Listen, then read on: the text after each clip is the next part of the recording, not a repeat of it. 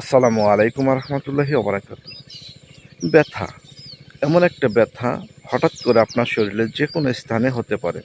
মাথার মধ্যে, হাতের মধ্যে, পার মধ্যে, পেটের মধ্যে, ঘাড়ের মধ্যে, এই সমস্ত জায়গায় যদি হঠাৎ করে আপনি ব্যথা অনুভব করেন, এর আগে কখনো এরকম ব্যথা অনুভব করেন নাই, যে ব্যথাটা আপনার শুরু হয়েছে আস্তে আস্তে আস্তে আস্তে এই ব্যথাটা বাড়তেই আছে।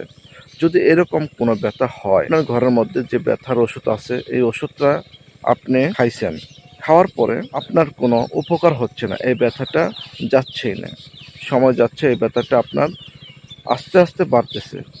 এরকম যদি আপনি অনুভব করেন তাহলে আপনি দেরি না করে, যদি আপনার পরিচিত কোনো হুজুর থাকে যারা ঝাড়ফুঁক করে, তাদের কাছে চলে যাবেন। কারণ হলো, আপনি যে রাস্তা দিয়ে চলাফেরা করতেছেন, আশেপাশে থাকা যে জিনগুলো আছে তারাই বরঞ্চ আপনাকে যে জায়গায় ব্যথা হচ্ছে ওই জায়গার মধ্যে বান মেরেছে। ব্যথাটা অনুভব করার জন্য তারা এই কাজটি করে রেখেছে। কারণ আপনি এই জিনগুলো দেখতেছেন না, এই জিনেরাই বরঞ্চ আপনাকে কষ্ট দেওয়ার জন্য তারা বান মেরে রেখেছে, আপনাকে ওই ব্যথাটা অনুভব করার জন্য, কষ্ট দেওয়ার জন্য।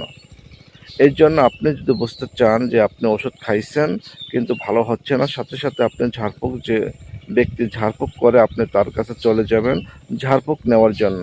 যে বান মেরেছে আপনাকে ব্যথা দেওয়ার জন্য, ওই জিন্নাত, যে কবিরাজ, ওই কবিরাজ যদি আপনি বুঝে ওই বানটা কেটে দিতে পারে, ইনশাল্লাহ আপনার পুরাটা সাথে সাথে সুস্থ হয়ে যাবেন। 5 মিনিটের মধ্যে আপনি সুস্থ হয়ে যাবেন।